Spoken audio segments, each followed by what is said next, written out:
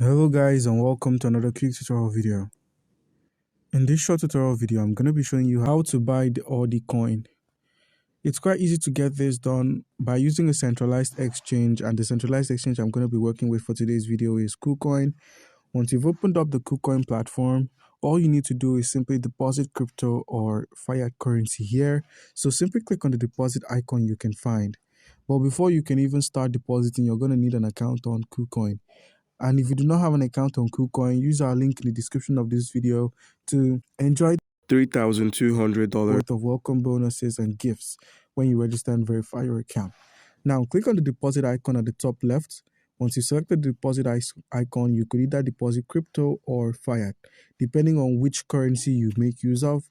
And let's say I've got some cryptocurrency like the Litecoin, and I'd like to deposit some Litecoin. So LTC is the token. Click on Litecoin.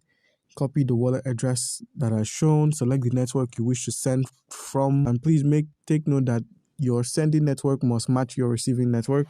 So once you've deposited your Litecoin here, head over to the assets menu at the bottom right corner of the screen.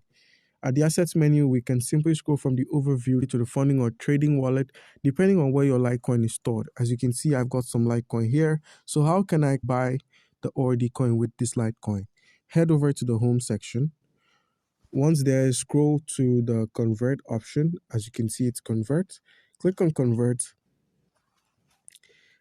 And where we have Solana to Litecoin, click on the switcher and switch it from Litecoin to Solana. Select the Solana drop down and search for Ordi. Click on the ordinals. Once you've selected enter the amount of Litecoin you wish to convert to the ordinals, and once that's done, simply click on confirm. And by selecting confirm, you get to swap our available cryptocurrency into the Ordi.